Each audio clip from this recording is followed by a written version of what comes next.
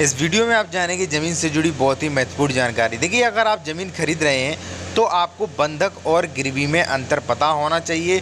साथ में आप जानेंगे कि बंधक की हुई ज़मीन जो है, कोई भी ज़मीन है आप खरीदने जा रहे हैं तो आप कैसे पता कर सकते हैं कि ये जो ज़मीन है ये बंधक है या नहीं है।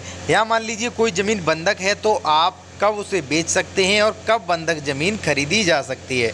तो चलिए वीडियो शुरू करते हैं। वीडियो शुरू करने से पहले आपसे रिक्वेस्ट है कि चैनल को सब्सक्राइब करें और वीडियो को लाइक ज़रूर करें। चलिए आते हैं अपने टॉपिक पर। सबसे पहले बात कर लेते हैं बंधक और गिरवी में अंतर। देखिए, आपने दोनों ही शब्द बंधक और गिरवी दोनों ही शब्द सुने होंगे और दोनों ही शब्दों में अंतर है। अगर हम बात करें बंधक, तो बंधक शब्द जो है वो अचल संपत्ति के लिए यूज़ होता है। जैसे मान लीजिए आपकी कोई घर है, ज़मीन है, तो ऐसी कंडीशन में जो घर और ज़मीन है, जब आप उन पर ऋण लेते हैं तो वहाँ पर बंधक शब्द यूज होगा। यदि मान लीजिए आपका कोई जेवर है या मान लीजिए आपकी कोई वस्तु है जो चल संपत्ति है। चल संपत्ति कैसे? जैसे मान लीजिए आपकी टीवी है, आपका फ़ोन है, आपका कोई भी गहना है या मान लीजिए आपकी कार है, तो वहाँ पर गिरवी शब्द यूज होगा। देखिए, अगर मान लीजिए किसी ज़मीन पर लोन है और यदि आप उसका स्टेटस चेक करेंगे तो उस पर यही लिखा आएगा कि इस ज़मीन को 2 लाख रुपये या 3 लाख रुपए में बंधक के रूप में रखा गया है और जब तक ऋण अदा नहीं कर दिया जाएगा तब तक ये ज़मीन बंधक रहेगी। तो देखिए, जो अचल संपत्ति है यानी कि घर और ज़मीन है, वहाँ पर बंधक शब्द यूज़ होगा।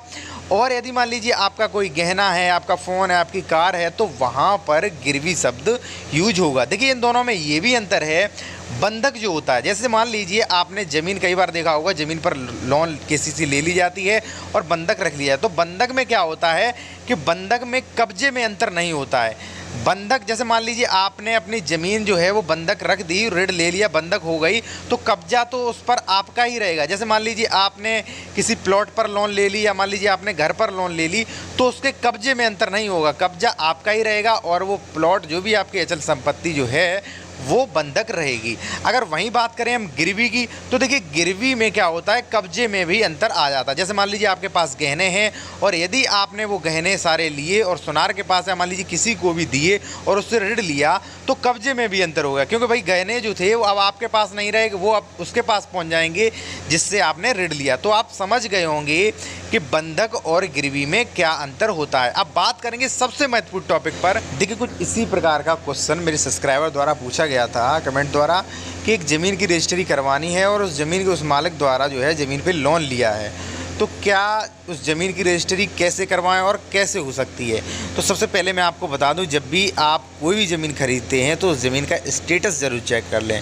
देखिए, अगर आप नहीं जानते हैं कि ज़मीन खरीदने से पहले किन किन बातों का जानना ज़रूरी होता है, तो वीडियो की डिस्क्रिप्शन में कई महत्वपूर्ण वीडियो की लिंक दी गई है, आप वो वीडियो भी देख सकते हैं। सबसे पहले मैं बता दूं कि आपको जो भी ज़मीन का स्टेटस है, तो सबसे पहले आपको ये देखना है कि कहीं उस ज़मीन पर कोई लोन तो नहीं है, किसी बैंक में वो ज़मीन जो है वो बंधक तो नहीं है। अगर मान लीजिए ज़मीन बंधक है और आपने भूलवश रजिस्ट्री करा भी ली, देखिए बंधक ज़मीन की रजिस्ट्री तो करा सकते हैं आप।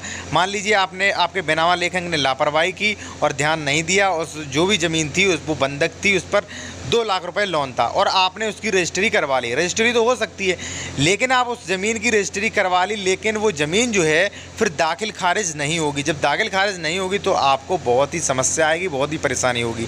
ठीक है, फिर आपको जो लोन है वो आपको ही देनी पड़ेगी, क्योंकि जब आप रजिस्ट्री कराएंगे तो आप तो उसका सारा पैसा दे ही देंगे, फिर आप रजिस्ट्री भी हो गई, फिर वो जो उस ज़मीन का जब दाखिल खारिज नहीं होगा तो लोन भी आपको ही चुकानी पड़ेगी।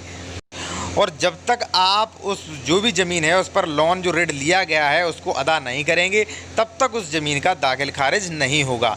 तो आप ऐसा भी कर सकते हैं, जैसे मान लीजिए आप कोई ज़मीन खरीद रहे हैं 10 लाख रुपए में और यदि उस पर 2 लाख रुपए है, तो जो भी बेच रहा है उससे आप बात कर लें कि भाई मैं 10 लाख रुपए आपको दे दूंगा, लेकिन पहले आप वो जो लोन है वो पूरी भर दें, लोन जो है पूरी चला दें, इस पर कोई भी ऋण बकाया ना रहे। तो आप उसके द्वारा या मान लीजिए उससे तय कर लें कि भाई मैं 8 लाख रुपए दूंगा, 2 लाख रुपए उसकी लोन दूंगा, उसके बाद मैं रजिस्ट्री कराऊंगा। जो भी है आप डिस्कस कर लें।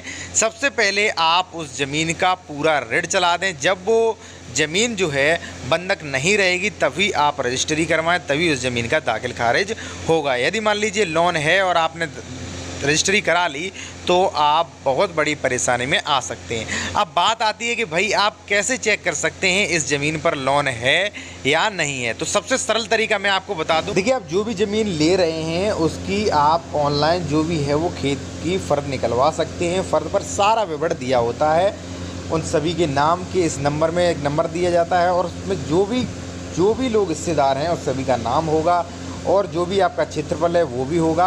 और यदि मान लीजिए उनमें से किन किन लोगों ने उस ज़मीन पर लोन लिया है वो आपका आदेश में उसका पूरा विवरण दिया होगा। सबसे पहले मैं आपको बता दूं कि आप किसी भी ज़मीन का स्टेटस चेक करते हैं, कोई फ़र्द निकलवाते हैं तो आप उसका आदेश जो है वो ज़रूर पढ़ें। देखिए आदेश में क्या होता है, आदेश में जो भी आदेश, जैसे मान लीजिए किसी ने कोर्ट द्वारा केस लड़ा और उसके बाद जो ज़मीन उसे मिली है तो वो भी आदेश लिखा होगा कि इस न्यायालय द्वारा जीता गया है और उसके बाद ये जो भूमि है वो इन्हें प्रदान की गई। या मान लीजिए किसी ने अगर केसीसी ली यानी कि लोन लिया है तो उस लोन का भी आदेश उस पर चढ़ा होगा। जो भी देखिए ज़मीन से संबंधित आदेश जो होते हैं वो फ़र्द पर होते हैं। तो सबसे पहले आप किसी ज़मीन का स्टेटस चेक करते हैं तो आदेश आप ज़रूर पढ़ें। जैसा कि आप डिस्प्ले पर देख सकते हैं कि आदेश में साफ साफ विवरण जो है वो दिया गया है। जैसा कि मैं आपको बता दूं कि दिनांक 17/2/17 को खाता संख्या दी गई है खेतों की, जो भी जिन्होंने लोन ली है उनके जो नंबर थे, जो भी